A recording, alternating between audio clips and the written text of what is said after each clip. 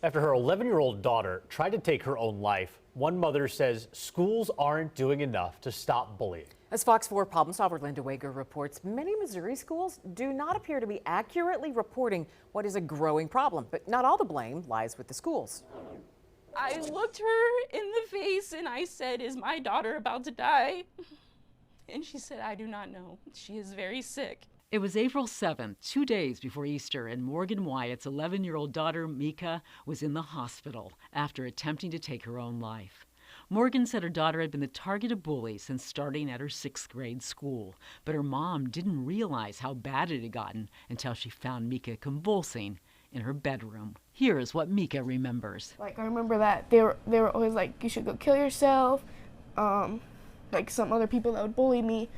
And then, so I just took my mom's pills, and I remember packing all my stuff to go hide in the backyard because I wanted to hide. And then I was getting dizzy, so I remember just coming home. And then I was on call with my closest friend, and I was telling her that if I die, I love you. And then I just went to sleep, I guess. Mika is one of thousands of Missouri school children who say they've been bullied, some to the point of either trying to take their own life or considering it. An epidemic that's only gotten worse with cell phones and social media. There's actually research estimating that somewhere around 25% of all adolescent girls wake up in the middle of the night to see who might have posted something about them. Scott Poland is the co-director of the Suicide and Violence Prevention Office at Nova Southeastern University in Fort Lauderdale. He speaks to school districts across the nation about how to prevent bullying.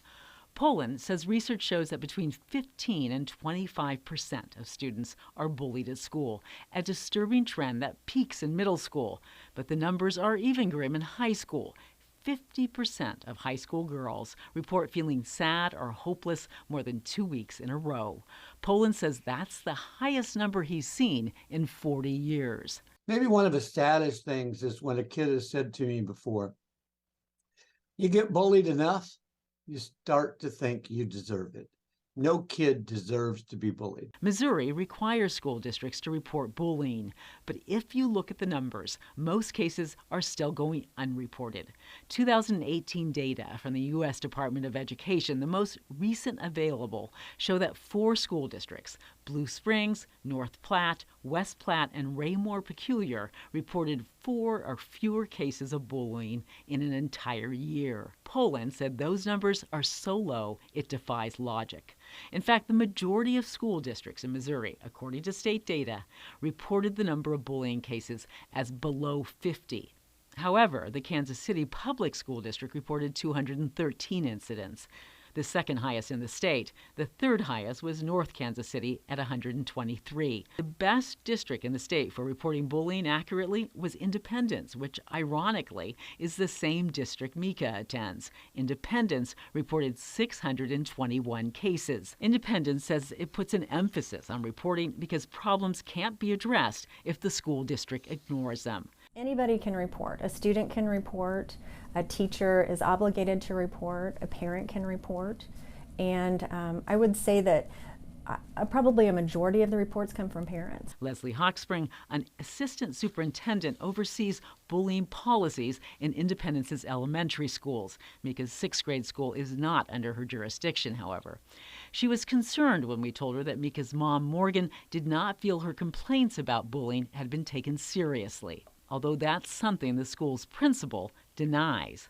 But Hawkspring says if parents feel they're ignored, they need to keep reporting it, even going directly to the district office. She said sometimes what parents perceive as inaction can be a misperception. If they don't feel like they're being heard, it might be that we're not sharing enough information back with them. Parents also play a key role, particularly since much of the bullying on social media does not take place at school. Parents worried about bullying on social media need to better monitor what their children are doing. Many apps like TikTok, Instagram, and Snapchat can be blocked with the proper software. But social media bullying has become so pervasive that Hawkspring says schools still need to respond even if it happens outside school hours, because it can still affect what happens inside the school. If bullying becomes bad enough for a child, sometimes the only answer is to change schools or to homeschool. But Poland says some kids find relief from bullies by joining school clubs or organizations where they have friends.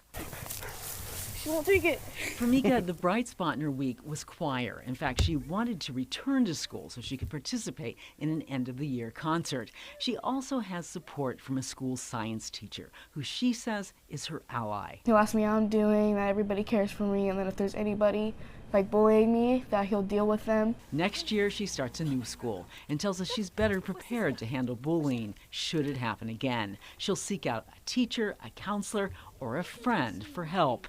What she won't do is try and solve the problem on her own.